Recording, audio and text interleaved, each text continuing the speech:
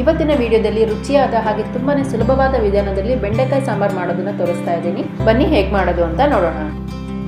ಮೊದಲಿಗೆ ನಾನಿಲ್ಲಿ 1/4 ಕಪ್ ಅಷ್ಟು ತೊಗರಿಬೇಳೆನ ಹಾಕ್ಕೊಂಡಿದ್ದೀನಿ. ಇದಕ್ಕೆ ಬೇಕಾಗುವಷ್ಟು ನೀರನ್ನ ಹಾಕ್ಕೊಂಡ್ಬಿಟ್ಟು ಒಂದು 2 ರಿಂದ 3 ಸತಿ ಚೆನ್ನಾಗಿ ತೊಳೆದ್ಕೊಂಡ್ಬಿಡೋಣ. ನಂತರ ನೀರನ್ನೆಲ್ಲ ಸೋಸಿಬಿಟ್ಟು ಇದಕ್ಕೆ ಇದು ಮುಳುಗುವಷ್ಟು ನೀರನ್ನ ಹಾಕ್ಕೊಳ್ತಾ ಇದ್ದೀನಿ. ಹಾಗೆ ಇದಕ್ಕೆ ನಾನು 1/4 ಚಮಚ ಅರಿಶಿನ, 1 ಚಮಚದಷ್ಟು ಎಣ್ಣೆ ಹಾಕ್ಕೊಂಡು ಮಿಕ್ಸ್ ಮಾಡ್ಕೊಳ್ತಾ ಇದ್ದೀನಿ. ಇದನ್ನ ಒಂದು 3 ರಿಂದ 4 ವಿಜಿಲ್ ಕೂಗಿಸ್ಕೊಂಡ್ಬಿಡೋಣ. ಬೇಳೆ ಚೆನ್ನಾಗಿ ಬೇಯಬೇಕು. ಈಗ ಮಸಾಲೆ ರೆಡಿ ಮಾಡ್ಕೊಳ್ಳೋಣ. ನಾನಿಲ್ಲಿ 1 ಕಪ್ ಅಷ್ಟು ತೆಂಗಿನ ತುರಿನ ನಾನು ಮಿಕ್ಸರ್ ಜಾರ್ಗೆ ಹಾಕ್ಕೊಳ್ತಾ ಇದ್ದೀನಿ. ಹಾಗೆ 2 ಟೇಬಲ್ ಸ್ಪೂನ್ ಕೊತ್ತಂಬರಿ ಕಾಳು, 1 ಟೀ ಸ್ಪೂನ್ ಅಷ್ಟು ಜೀರಿಗೆ ಹಾಕ್ಕೊಳ್ತಾ ಇದ್ದೀನಿ, ಅರ್ಧ ಚಮಚ ಅರಿಶಿನ, 2 ಟೀ ಸ್ಪೂನ್ ಅಷ್ಟು ಅಚ್ಚ ಖಾರದ ಪುಡಿ ಹಾಕ್ಕೊಳ್ತಾ ಇದ್ದೀನಿ, ಅರ್ಧ ಈರುಳ್ಳಿನ ಕಟ್ ಮಾಡಿ ಹಾಕ್ಕೊಳ್ತಾ ಇದ್ದೀನಿ. ಹಾಗೆ 1 ದೊಡ್ಡ ಲಿಂಬೆ ಗಾತ್ರದಷ್ಟು ಹುಣಸೆ ಹಣ್ಣನ್ನ ಹಾಕ್ಕೊಂಡು ರುಬ್ಲಿಕ್ಕೆ ಬೇಕಾಗುವಷ್ಟು ನೀರನ್ನ ಹಾಕ್ಕೊಂಡ್ಬಿಟ್ಟು ಸಣ್ಣಗೆ ರುಬ್ಕೊಳ್ತಾ ಇದ್ದೀನಿ. ನೋಡಿ, ಇಲ್ಲಿ ಇವಾಗ ಚೆನ್ನಾಗಿ ಗ್ರೈಂಡ್ ಆಗಿದೆ. ಇದನ್ನು ಒಂದು ಬೇರೆ ಪಾತ್ರೆಗೆ ಶಿಫ್ಟ್ ಮಾಡ್ಕೊಳ್ತಾ ಇದ್ದೀನಿ. ಹಾಗೆ ಬೇಯಿಸ್ಕೊಂಡಿರುವಂತಹ ಬೇಳೆ ಏನಿದೆ ಅದನ್ನು ಕೂಡ ಇದರಲ್ಲೇ ಹಾಕ್ಕೊಳ್ತಾ ಇದ್ದೀನಿ. ಇದನ್ನೆಲ್ಲ ಒಂದ್ಸರಿ ಚೆನ್ನಾಗಿ ಮಿಕ್ಸ್ ಮಾಡ್ಕೊಳ್ಳೋಣ.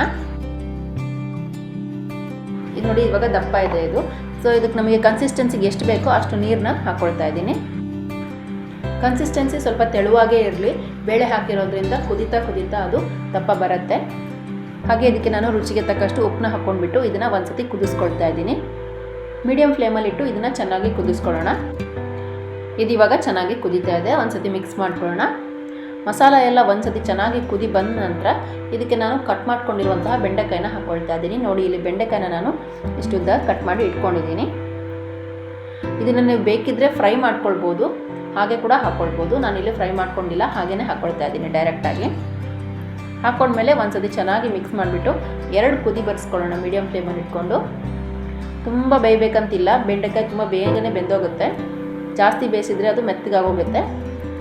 ನೋಡಿ, ಇಲ್ಲಿ ಇವಾಗ ಚೆನ್ನಾಗಿ ಕುದ್ದಿದೆ. ಹಾಗೆ ಬೆಂಡೆಕಾಯಿ ಕೂಡ ಆಲ್ಮೋಸ್ಟ್ ಬೆಂದಿದೆ. ಇದಕ್ಕೆ ಬೇಕಿದ್ರೆ ಸ್ವಲ್ಪ ಕೊತ್ತಂಬರಿ ಸೊಪ್ಪನ್ನ ಹಾಕ್ಕೊಳ್ಬೋದು. ನಾನಿಲ್ಲಿ ಕೊತ್ತಂಬರಿ ಸೊಪ್ಪು ಹಾಕ್ಕೊಳ್ತಾ ಇಲ್ಲ. ನಂತರ ನಾನಿಲ್ಲಿ ಸ್ಟವ್ನ ಆಫ್ ಮಾಡ್ಕೊಳ್ತಾ ಇದ್ದೀನಿ. ಇದಕ್ಕೆ ನಾನು ತೆಂಗಿನೆಣ್ಣೆ, ಸಾಸಿವೆ, ಕರಿಬೇವು ಹಾಗೆ ಒಣಮೆಣಸಿನ ಒಗ್ಗರಣೆ ಹಾಕ್ಕೊಳ್ತಾ ಇದ್ದೀನಿ.